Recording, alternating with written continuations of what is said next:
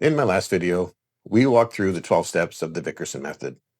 We looked at the specific milestones, starting with front-loading your risk at the beginning and then building a cash wedge once you hit retirement.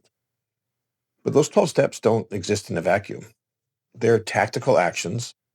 And today, I want to explain that macro framework that dictates how I actually make decisions inside those steps. If the 12 steps are the construction phase, what we're talking about today would be your foundational architecture. Just understand why this framework is so necessary. I want to share a historical story about what happens when a complex system lacks a coordinated architecture. And this is a Swedish warship from 1628 called the Vasa. It was intended to be their ultimate symbol of high-performance engineering. It was a floating fortress equipped with 64 bronze cannons across 2 massive decks. It was a top-tier project back in the day. Yet, less than 1,300 meters into its maiden voyage, a light breeze caught the sails. The ship, which appeared stable and formidable on the surface, it began to heel. Because it was built of disconnected parts, 2 heavy decks of cannons without a deep enough keel or sufficient ballast, the water just rushed into the open gun ports. To the horror of the crowd, the Vasa sank in completely calm water right in front of the people who built it.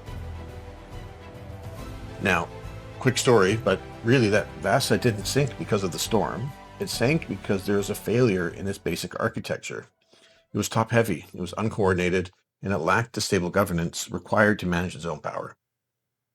When your private capital accumulates past that $1 million mark, you face a very similar challenge. Your financial life can easily become top-heavy and uncoordinated. You'll start finding yourself acting as an administrative middleman. You'll be passing tax data to your accountant. You'll be chasing down your lawyer. You're trying to explain it all to an investment advisor. So if you're feeling like the project manager for your own money rather than the beneficiary of a professional system, your capital is operating as a collection of disconnected parts. So in this video, I'm focusing entirely on my framework. This is what I use to fix these problems. It's built on 5 core pillars. Every strategic decision I make and every real-world case study that I publish going forward are all going to be based off of these pillars from this framework. In traditional environments, capital oversight operates reactively. Advisors wait for you to flag a concern or request a transaction. My practice operates a bit differently. I use a standard I call engineered anticipation. Somewhat comes from the Japanese culture. There's this hyper-prescient standard of care, which is known as omotenashi. It's the practice of completely understanding and preparing for an operational need before a person ever has to ask. So I don't rely on ad hoc adjustments. I rely on this institutional governance that I use. And the first step of that governance, what I call the capital shield. When you're managing a large balance sheet, risk mitigation is approached in various ways. A common practice in our industry is to diversify capital by hiring multiple separate investment management teams. While this provides an institutional spread of professionals, it introduces a hidden vulnerability of underlying position overlap. When independent management firms buy from the same universe of high capital global equities, your portfolio frequently duplicates identical holdings beneath the surface. This creates an unmapped concentration in a single company or sector that can expose your household to uncalibrated risk. I handle this a little bit differently. I do utilize different management teams, but I build an engineered portfolio. I make sure that that diversification is precisely mapped across asset classes, capital structures, geographic footprints, macro allocations. So I'm isolating top-tier management teams, and I'm confining them to strictly specific, non-overlapping operational sleeves. I have my growth engine.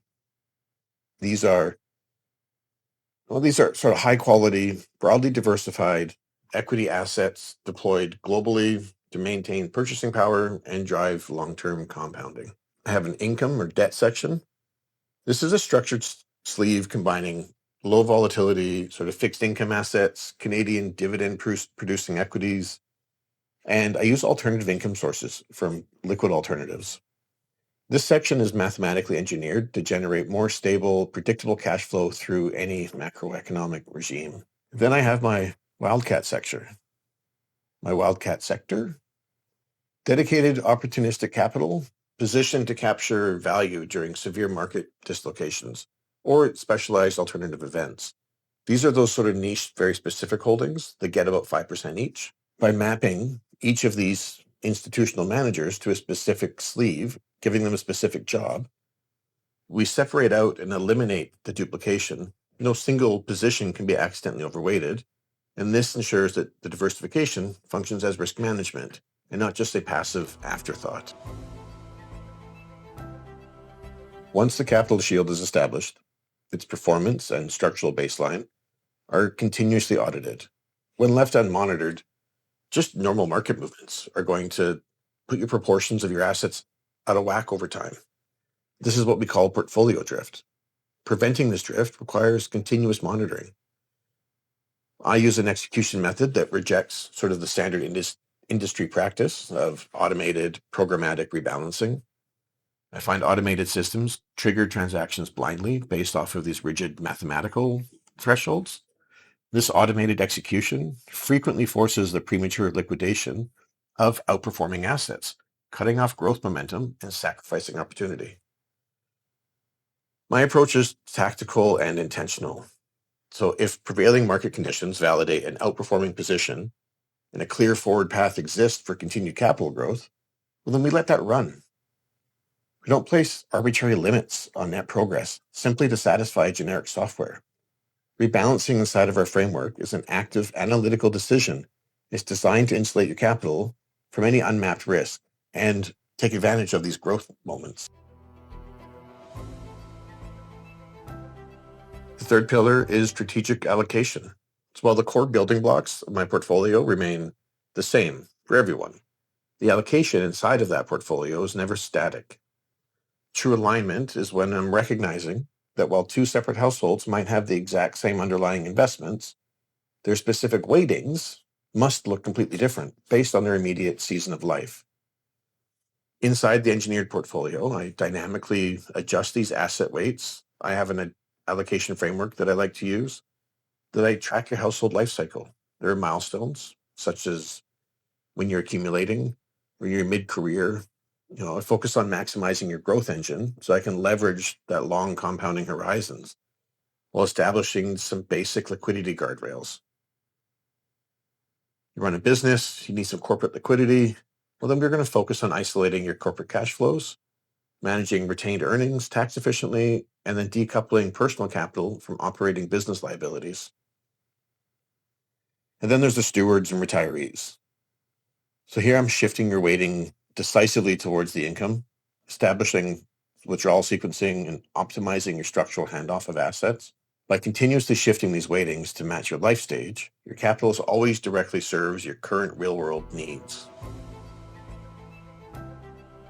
So the first three pillars outline how I invest. This fourth one defines how I execute on that investment. So properly managing a household's complete financial life creates an immense volume of moving pieces. In traditional frameworks, communication can be aimless, sporadic, purely reactive, a breakdown that exposes families to oversights.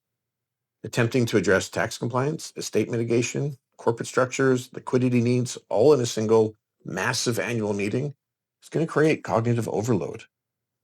So to deliver a true multifamily office standard, I use what I call my triannual cadence. So I like to meet people 3 times a year. It splits the operation into 3 highly disciplined seasonal windows. By spreading the workflow across 3 distinct contact points, we prevent any single meeting from becoming overwhelming. We're continuously verifying the system is running correctly, and we're staying up to date with the changes that are happening in your life. First, I have the winter review. This is sort of a reset. Take a look at what's happening in the world right now. How did the investments do last year? What could go wrong in the year going forward? What could go right? Are we positioned to take advantage of one of those things when they become facts? The second meeting happens sort of springtime. This is the check-in with you and your life goals. This is where we're looking at your tax returns. We're building out a net worth statement, asking questions like, what is your dream retirement? Trying to identify risks and shortfalls early so that we can build structures to meet all the needs that you want. This is where you get to tell me all of your hopes and dreams for what you want your retirement to look like. And then we use real world data that's accumulated in the springtime to help inform us so we can make a structure to get to what you want. In the fall, or the fall harvest, this is where we're looking at everything. Did it all work for the year? How much income did you earn? Do we need to plan for RSP deposits in the new year? Do we need to change your withdrawal sequencing? Has any concerns happened in your life? We also check in on your estate planning. In the beginning, it's just looking at beneficiaries. But as you age and as life changes, we need to stay on top of that stuff. So that's what we do here in the fall. It's a look back at the year, and it's look back at your life, make sure that everything is where it needs to be, aligned for your needs again. So all of the deep investment research, the tax modeling, speaking to your accountant and lawyer, these all happen internally before the review window opens. This way, it's creating a proactive rhythm with information that brings value to each meeting. And this is allowing us to operate as that chief financial officer for you.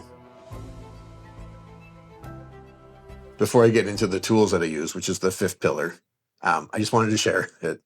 Of course, I bounce ideas off of AI. One of the things that came up with for this was for these tools as a pillar, they wanted to call it the instruments of certainty, which I find ridiculously silly, especially in this context of having a professional chat.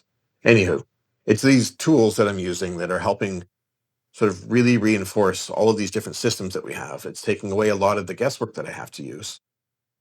I've got things like the top tier financial planning program that's connected with my database so that I can pre-fill a lot of the information, and I can run examples and illustrations and different scenarios to see what would work. And the software that I pay for, it meets all the Financial Planning Canada standards. And this helps me build a bit of a baseline for your long-term projections. Projections that need to be updated constantly because they're only valid the moment they're made. I have portfolio creation tools. I have a software that allows me to put everything together. I can check for overlap. I can see where the holdings stand with each other. I can run scenarios where I add some in, take some out. I have a bunch of spreadsheets I've made. One of them is this income projection. Sort of how much do you need for retirement, where we can sort of project using future value calculators what you're going to need. I have sort of a framework that I use for deciding what our targets are coming into retirement, how to live the lifestyle. And then I do use AI, and I do have some advanced technology. I believe that with AI and with all of these new technologies coming out, that it's got to be human in. AI can help in the middle, but then it has to be human out. Otherwise, you're not getting unique, personalized service. You're getting the general average because that's what AI is trained on. And then the last piece is, as I mentioned in the triannual cadence, that last piece is a professional coordination. This is where I don't know everything. I can't know everything. And I rely on other specialists, people that you probably have in your life already, your accountant, your lawyer. It's important that I chat with them so that the three of us can come together and have a harmonized plan for you so that we're being as tax efficient as we can with somebody who specializes in tax. Your estate is well organized with your lawyer, and then they're able to provide guidelines. And then it's my job to focus on the investments and make you as much money as I can. Risk mitigation, things like that. Those are things that I look after. I maintain a very simple standard in my practice. I don't predict the market. I just react to facts. By merging the unyielding logic of this institutional infrastructure that I built with this model of care, I'm trying to replace speculation with governance. I want it to be systematic. I want it to be repeatable. I believe this is how private capital is protected. So now that we've covered the 12 tactical steps from my method and these 5 structural pillars of my sort of philosophy, that layout for this channel is complete. So moving forward, I'll be using this YouTube channel to publish case studies demonstrating how these pillars resolve real-world complexity.